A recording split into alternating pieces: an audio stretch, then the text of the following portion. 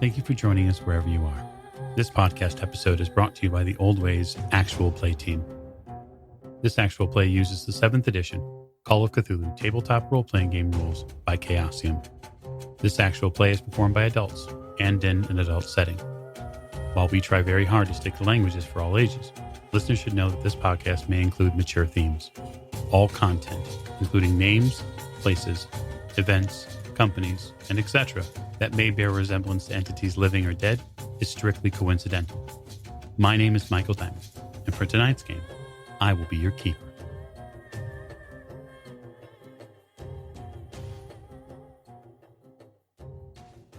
Thank you for joining us again on an episode of the Old Ways podcast.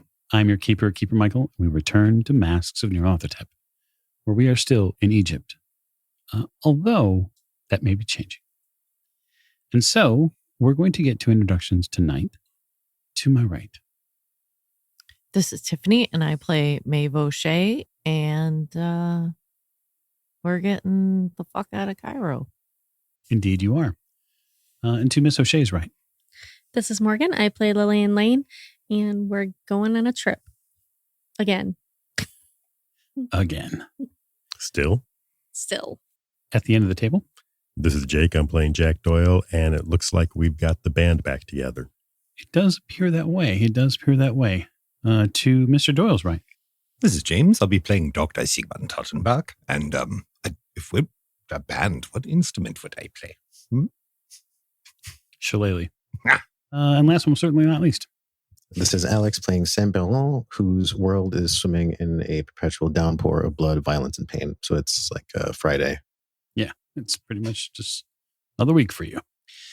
So when we last left our intrepid investigators, they were leaving Cairo and ambling their way, probably through the tram, as they have no camels, no horses, no car, to Darshur. And so that morning is spent amongst the thick crowd that finds its way each day from Cairo to Darshur. People left and right, front and back. The working class of Cairo is around you. You're laden with trunks and suitcases and doing your best to keep a hold of your possessions as the people of Cairo around you seem to eye you a little suspiciously. I mean mug them. Yeah, they avert their eyes eventually when they see your stern gaze. And 20 miles later, you end up in Darshur. The sand at your feet, yet again, amongst the pyramids. All right, let's find a hotel or a boarding house or something. Finding a boarding house is not difficult. Luckily, there are several here that are constantly changing over. And so, arriving in the morning or near the early portion of the morning, getting a space is not terribly difficult. If you're not looking to pay an exorbitant fee, then you can get simple lodgings, which should suffice for the moment. Yeah. We won't be here long. Ideally. Yeah. How are we intending to travel to the pyramid? On foot? I'd rather not. Either a vehicle or camels. I find the charm of the pyramids very quickly wearing off. Lillian gets this look on her face. Does anybody know if Otto had family? No, I had no idea. So he's just gonna not ever go home, and they're never gonna know. It is not the first time that has happened in Cairo, Liebchen. I know, but as we just rushed out of Cairo, and I just kind of had that thought. I think I believe that he was a man of faith. So you might send a message to the the survivors of the mosque, as well. They bequeathed that blade onto him as well. They would probably know who to talk to. who to reach, if anyone. Yeah, that's a good idea. I can send a message when we leave Dashur. I don't know. There's much more we can do. There's no body. No, but somebody should know to mourn him. Rooms. Yes. Rooms and transportation. Rooms are not hard to get a hold of. You locate one, a relatively, you think, secure place. And beyond that, transportation isn't hard to find either. It's just a little pricier than you would want. Whether it's camel or whether it's a car, you could rent one.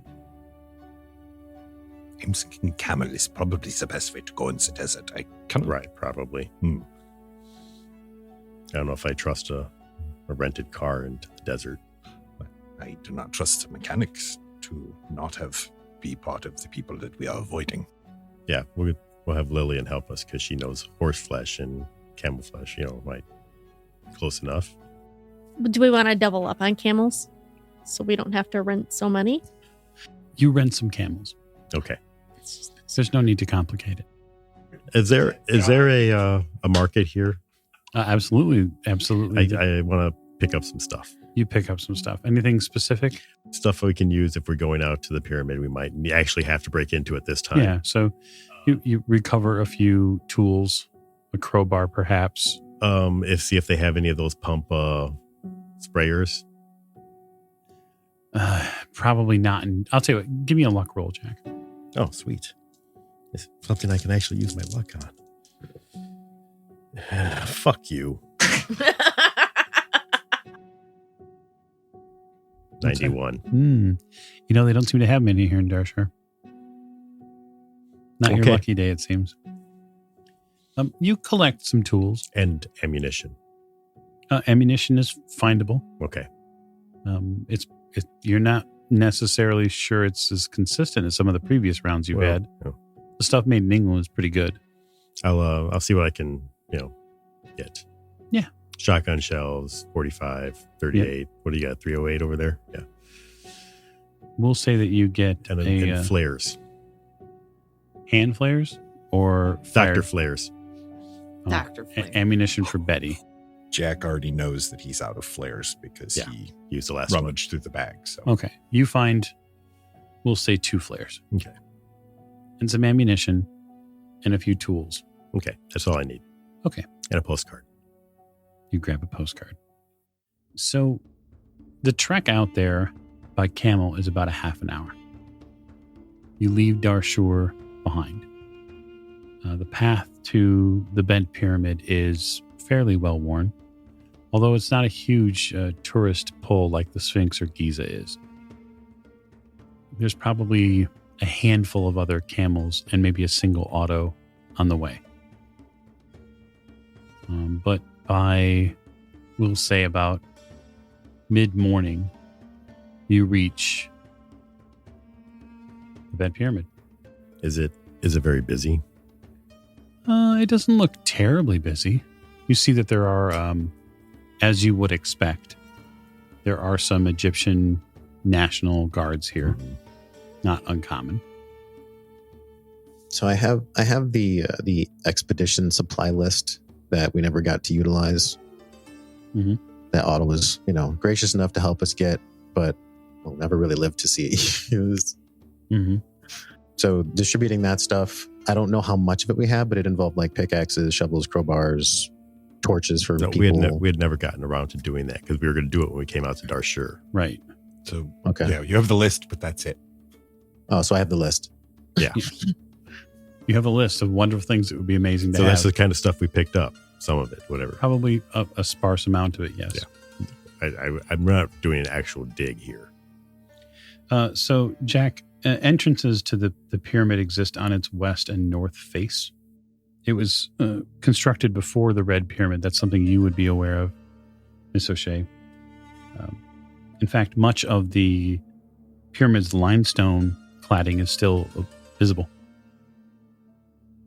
It only gives just the briefest of hint at what it must have looked like in ancient times.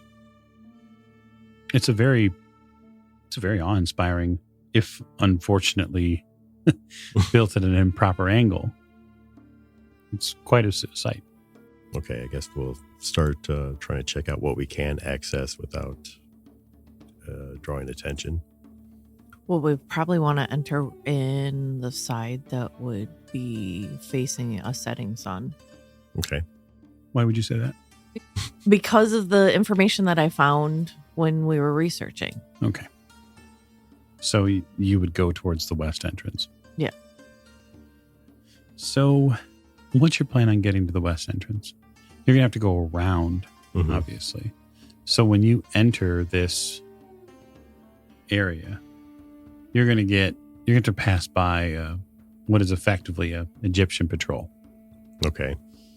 With, a couple of duffel bags full of mining gear and all sorts of stuff. Well, we should probably try to hide that as best as possible. On the camels. Yeah. Okay. And then I'll have my camera out. So we're going to play the part of tourists. All right. Well, I definitely would have gotten new boots for sure. Yeah, certainly. You arrive at the site. The camels can make their way along the path up to the rise where the pyramid is. And then as they do, you get flagged down by a man in a uniform. And he kind of steps towards the camel, asks, "What is the purpose of your visit?" We're here to see the bent pyramid, the famous bent pyramid. Hold there for just a moment. He seems to start to walk around the group of you. So I think what I'd like is a sleight of hand roll. I want to know how well you have surreptitiously packed that equipment, Jack. 24 under 50. Okay. He passes through. He seems to give each camel a reasonable look over, just for a few moments. He doesn't touch any of the packs, but he definitely does more than just a cursory search. And he says, "There are a few posts you can tie them to.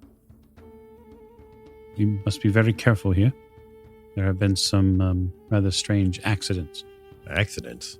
What kind of accidents? We had some unsuspecting tourist who fell in a hole a few days ago. Oh. Yeah, I think I heard something about that. Wasn't that out by closer to Cairo? Yes, but unfortunately the idiots are everywhere. So please be careful. Yeah. I'm sure he won't do that. No. So Maeve, you walk the path here towards the west entrance. Jack, are you continuing to lead the camels into a more viable direction? If you park them here and tie to this post, you won't be able to get that equipment out without somebody seeing. Well, I'm hoping I don't need to get it out, but we'll do what I can. I don't. Yeah. You get around to the west side of the bent pyramid. The group does. You put the officials at a little bit of a distance. You don't see maybe more than one or two people just walking this side of the pyramid. You find a post to start tying the camels to.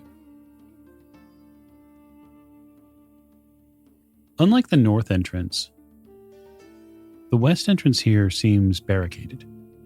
It seems like it's boarded up. The north entrance where you came in at had just like a regular opening, people standing guard. There was some sort of hubbub.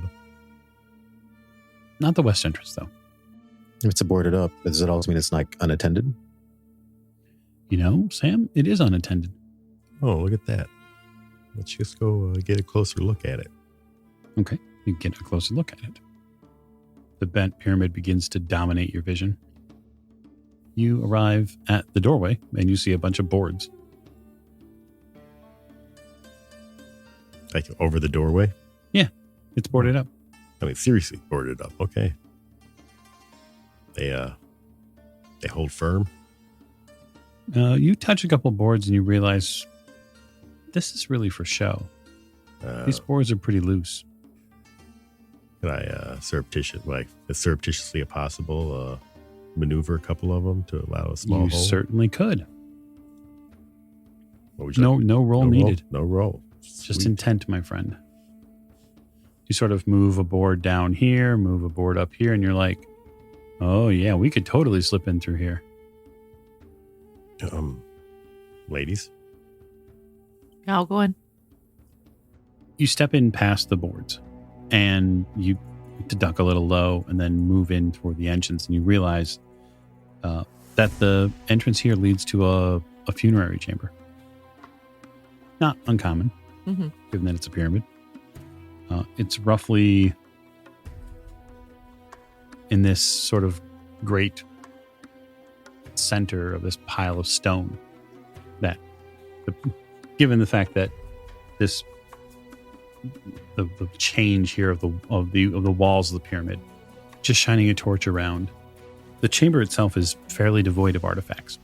Go ahead and make me a spot hidden roll, Mr. Shea.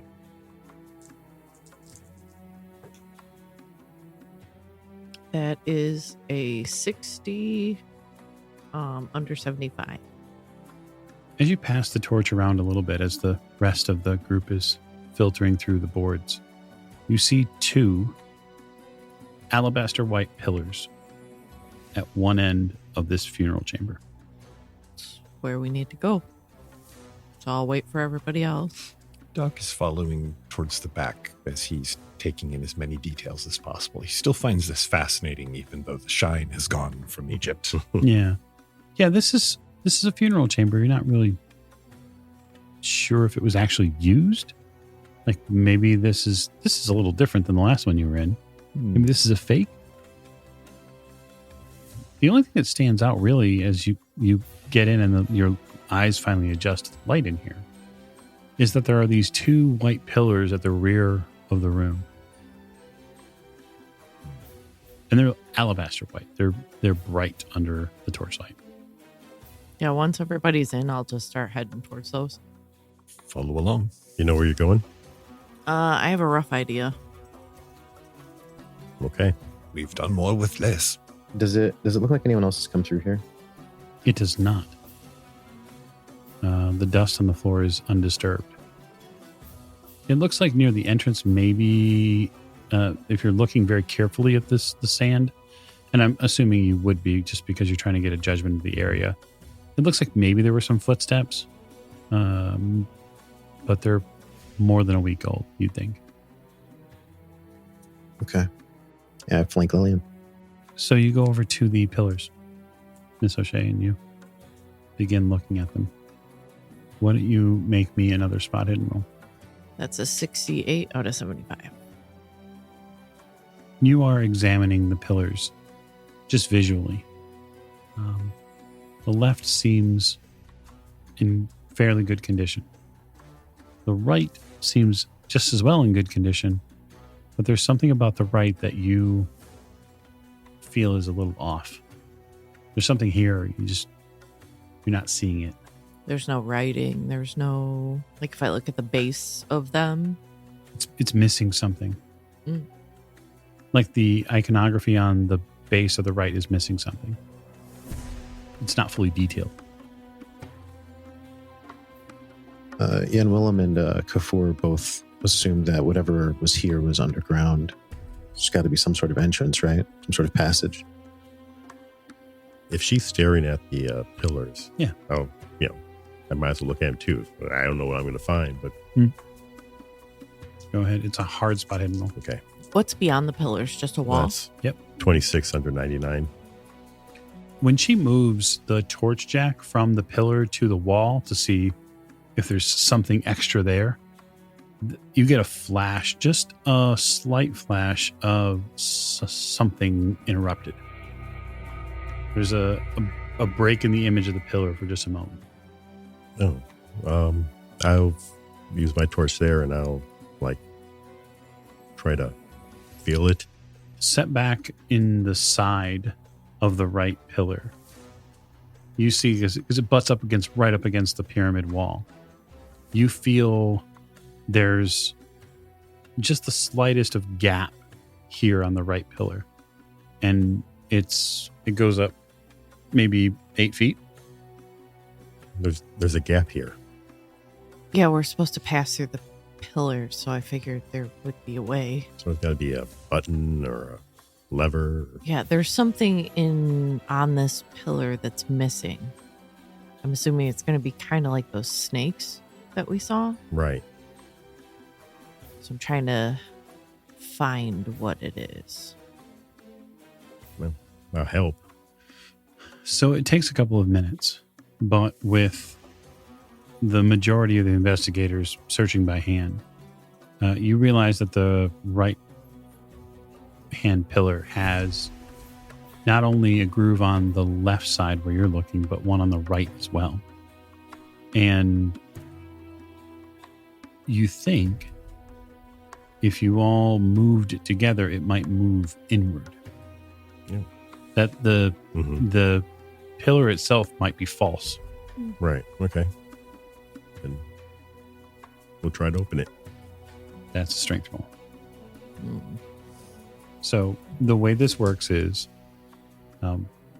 we would take the highest strength of the party will have the most effect. Mine's only 40. 60. 30. 55. Same. All right, Jack, it's on you. Okay. Strength roll. Beefcake. 21. Okay. You push with the rest of the party behind you, pushing on different portions, and you begin to feel this pillar move inward. And it does. You see a staircase that goes up, bends back towards the center of the pyramid and up. I was really thinking to go down. Same. All right. I didn't think so because I think there's going to be an opening for the setting sun to hit Yeah. the area. Okay. Well, I guess we'll go up. I'll be in the lead. I'll be behind Jack. You take 20 steps up, one after another, resolute, prepared. Looking for traps. When you get to the landing there is a hallway, a walkway, which depicts ancient Egyptian hieroglyphics. Oh, yeah? Is there a story? There is. Are you stopping to read it? We should probably know what we're walking into. That's a good idea. This tale here discusses the ascendance and the meeting of Neferka. And it details the meeting of Neferka and a being called the Black Pharaoh. Okay. And it seems that at one point, at least as far as this iconography says, they were two different people. And you see the story lay out here at the end, near the bottom, that once their meeting was over, only one person left the temple. Neferka. Yep. And so, at the end of this hallway here, with your torches and your lights as best you can, you see a archway. A beautiful carved, asymmetrical Arabian arch ahead of you. What are we expecting to find here? Dr. Kafur said that this might be a place of power. I know that. What are we expecting in particular? I'm not expecting anything. I mean, I don't know. I trust him, and he said we should check it out. And if this is like a place of power for Neferka or for Black Pharaoh, then it needs to be drained of its power. Okay. You continue forward. Yes. So, continuing forward, this archway, there is a room that lay beyond it, relatively open. And at the far end of that room, there is an immense throne. Is it similar to the one we saw in the other? It is far more impressive. It is something out of a mythic tale, Doctor. It is... When you think about a pharaoh's throne, this throne that your light splashes over just barely, because the room is dark otherwise, is exactly what you would think. To the left and to the right in this room, there are pillars. And as your light moves over them, you can see that each one of these pillars is topped with this sort of multifaceted gem. It's bigger than your fist, Jack. It's not a symmetrical piece by any means, but they are strangely colored. You can sort of see the light give off a milky glow to this stone. And so I'm going to have Miss O'Shea and Sam make me an occult roll. 37 under 83. 35 over 30, it's failure. Okay. Any interest in pushing or spending luck? I can spend 5 luck to make it a success, sure. As you step into this room, the two of you are immediately reminded of something from Life as a God. You are reminded of a description that Crompton gave of a room he saw in his vision where he spoke with the Black Pharaoh before returning to England. And he spoke of a room with 6 pillars and 6 gems. The throne itself is carved from black obsidian. It's encrusted with all sorts of these precious stones which twinkle in the torchlight. It captivates you. It draws you into the space because it's truly something that no one else has, Jack. Each of these stones are an icon in their own right. So what is this, like a greeting room? Well, that's what it said outside, that this is where Neferin-Ka met with the Black Pharaoh, but only Neferin-Ka left. Right. Is there anything on the walls? Try to tear my gaze away from the throne. Make me a power roll.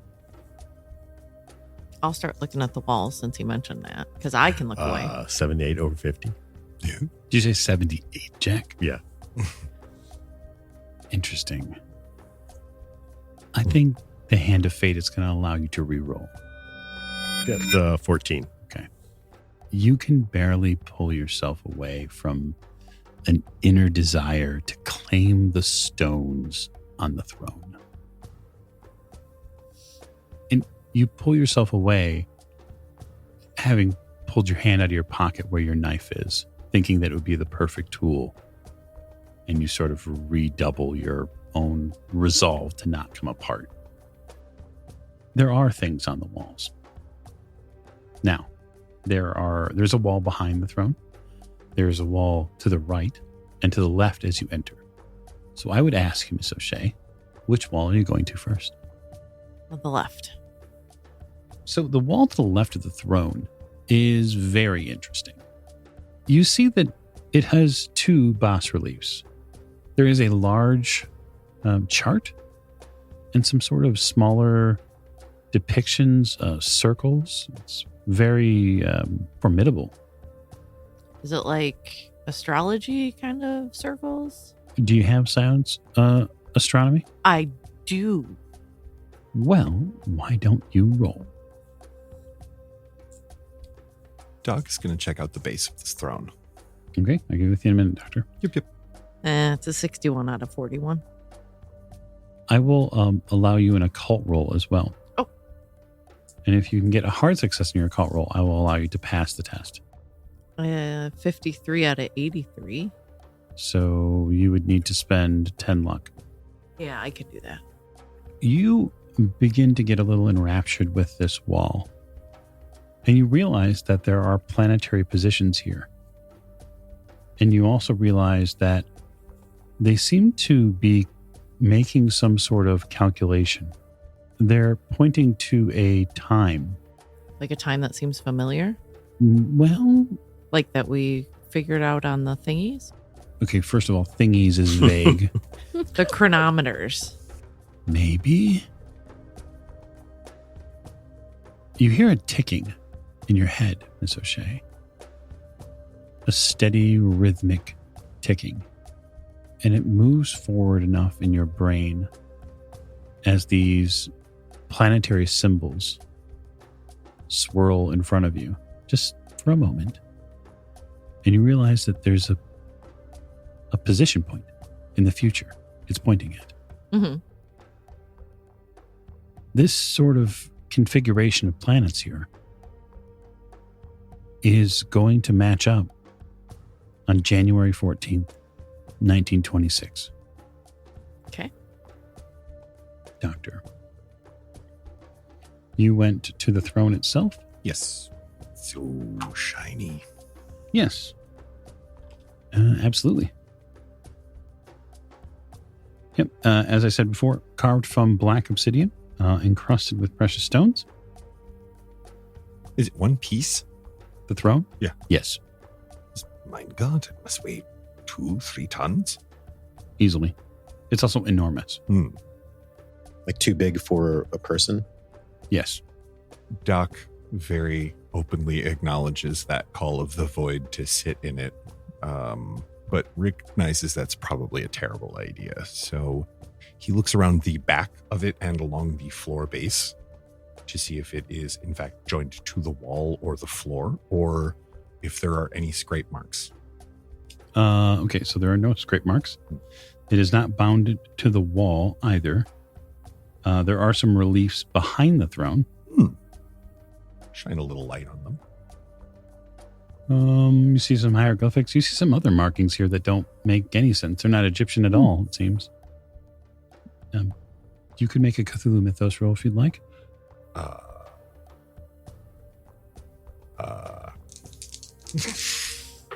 I'll roll the dice. Why not? Well, no.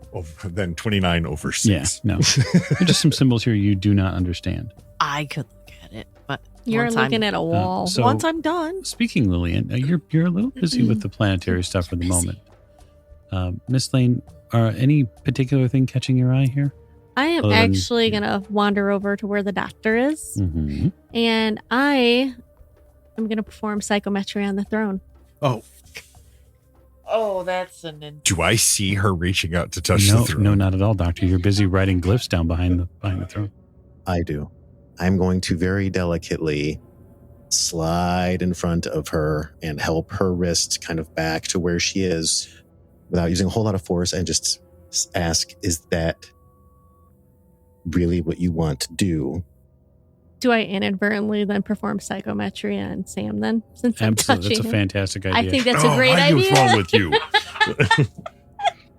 Oh, Listen to you. I'm already you don't want to see mid what's in doing there. it. Yep. Actually, it might help me understand Sam a little better too.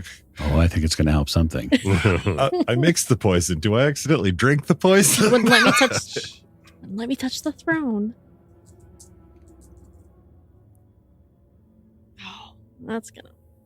And I get a 74 out of Okay. 50. Yeah, you inadvertently, when you're reaching out, because for you to focus with psychometry, you have to close your eyes. Right. Because you have to blot out all the external noise. And so you close your eyes and you reach out and you know the throne is here, and suddenly like something redirects your wrist and you land on somebody's chest. And that's when Sam's voice likely cuts in and I open my eyes. What are you doing? I want to touch that throne. I kind of look at everyone else and just kind of put my hands up. It's kind of like an uncontrollable Lillian. urge to want to touch things. Lillian. What? It's a terrible idea to touch something in here. But I have this Evil, urge. evil. If I hear this while I'm Exists looking in at the here. wall, I'd be like, everybody needs to stop touching things. Doc takes his hand off the wall, release on the wall slowly. But wouldn't we understand so much more if we could see the history of the throne? It may drive you mad. Yeah. Do you want your head to explode? I mean, okay, so you have your date now. You've Yep. been brought out of this now by all of the the commotion. commotion. Doctor, you're still scribbling. Mhm. Your hand has picked up a speed that's a little foreign to you. I'm gonna go see what he's doing. How about the other wall? Why don't we go look at the other wall? Can I touch that wall? What No, are you you cannot doing? touch anything. Okay. Recording what I found. Okay, so the two of you are going to go look at the Yes. I'll go with you. to the wall to the right. Right. So you're going to go look, Correct. see what the doctor's doing. Mhm. I'm just going to assume that Sam is also going with Miss Lane, unless he tells me differently at this point.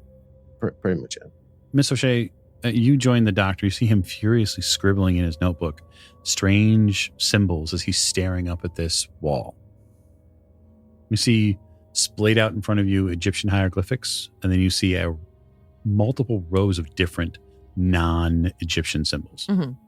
And so I'll give you either an Egyptian hieroglyphics roll, which you won't need because of the Ankh, Mhm.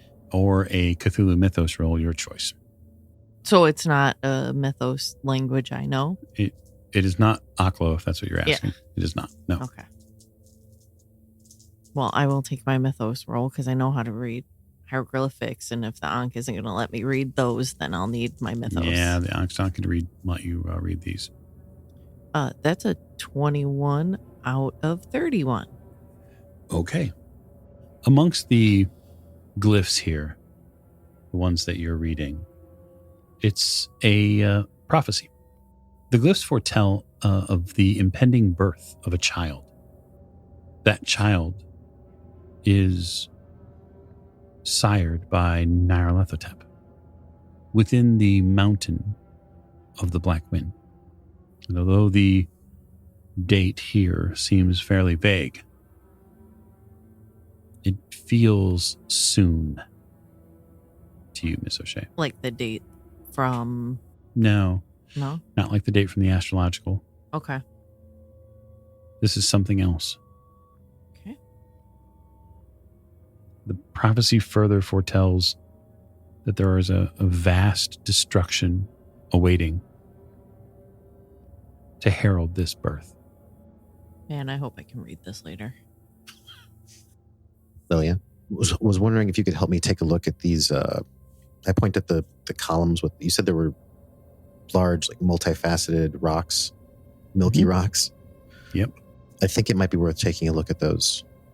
Like how tall are the columns? I would probably say each column is about 5 foot high. Oh, okay. They're not really big. A 5 foot high column's fairly big.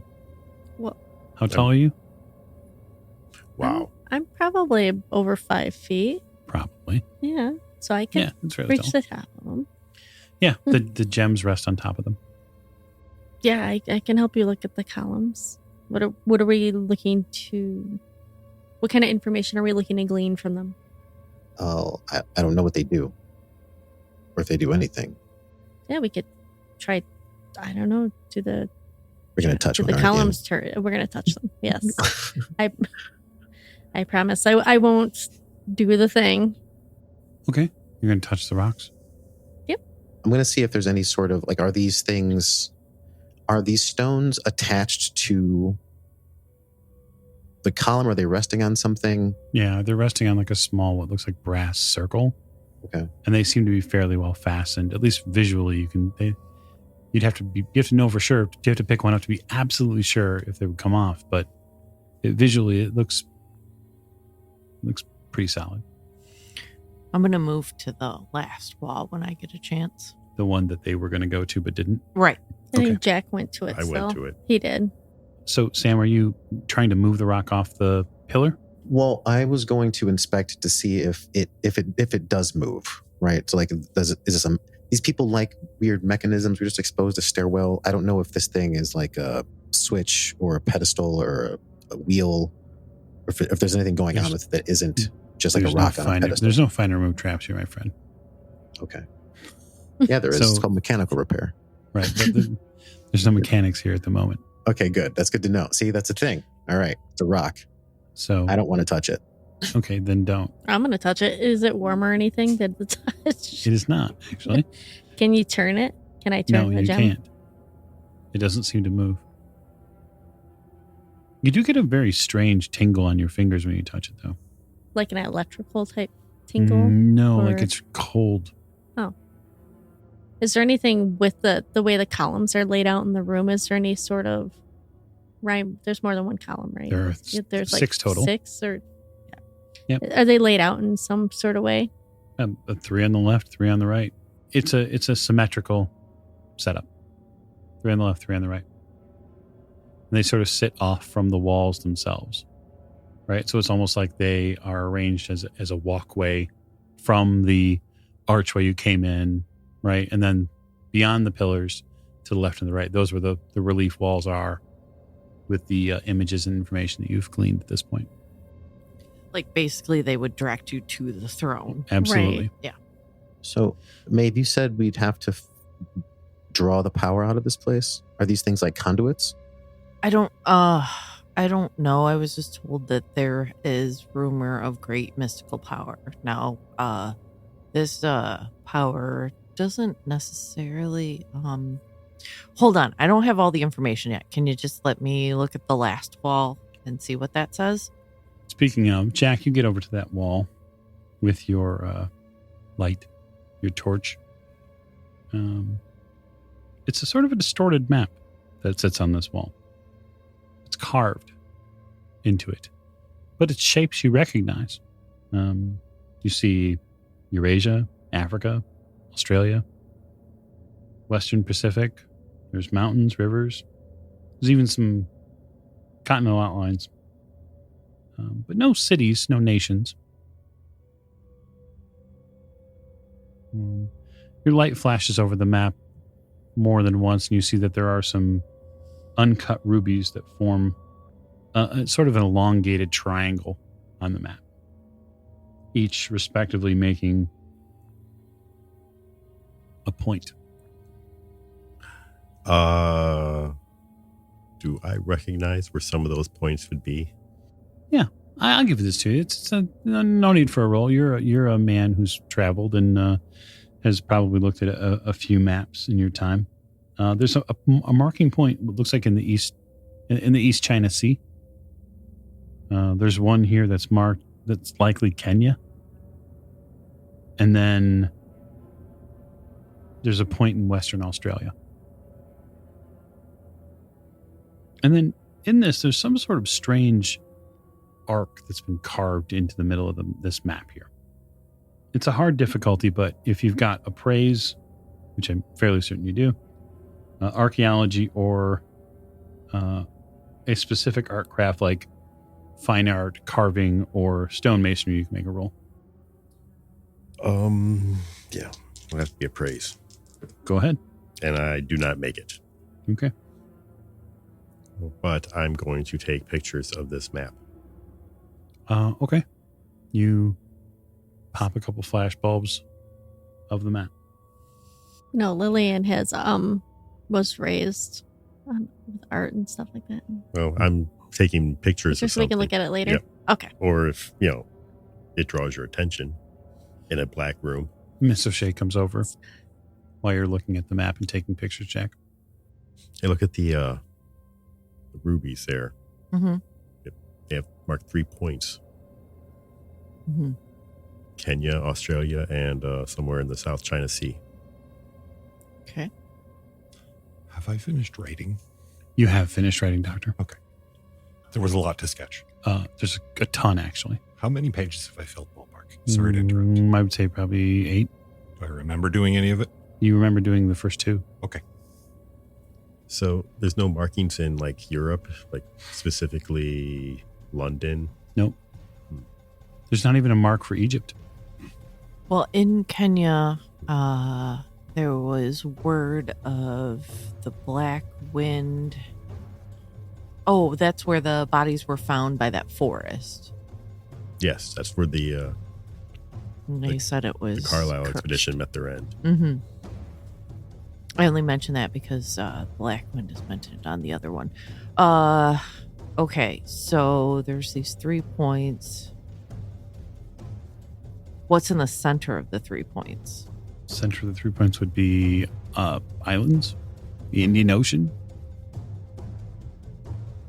Doc is leaning against the wall, looking at the map, and looks very like he's trying to remember Jack. What was the professor's name? Arkham Asylum. Or Arkham University. Miskatonic? Yeah. Yeah. The one we went Yeah. to have dinner with? He The mentioned Australian. something about Australia. That Yeah, it there was a cult of the bat or something. Sandbat. Professor Cowles is the name you're thinking of. Well, I think we know that there's something in Kenya, and we suspect there's now something in Australia. I'm thinking that these are marks of important places to Right. the Black Pharaoh. Do I notice the curve that he noticed? I have anthropology. Otherwise, I have art craftsing to like figure it out. Yeah, the singing's not going to help. Yeah, but with anthropology? It's not available on this roll, for example. Yeah. But Lillian is over here as well. yeah. And given her art career, Yeah. especially given the fact that where her fine art lies at. She'd Do be- your thing. Did I get called over? Yeah. Lillian, could you please come here? So as she's doing that, I want to go take pictures of the other wall. Okay. Or some of the throne. Sure. You're taking pictures of the wall, and then eventually the throne. I'll get back to you in a second. Miss Lane? Yep. I look on the wall at how the gems are laid out, and Yeah, it's a map. what am I discerning? They call you over, and they call your attention to a map that is on the wall. Mhm. The map itself is decorative. It looks old. And as you begin to look at it, you begin to question a few things. Like what the map is made out of, the actual age of it, the unlikelihood that a map like this could exist in a building like this, given how old this place is, and how would they would have had no idea what Australia. No one here would have known that. You begin to like sort of mentally walk through the process of this map couldn't exist in those ancient times. No one would have known those places were there. And that's when you make the fine art roll.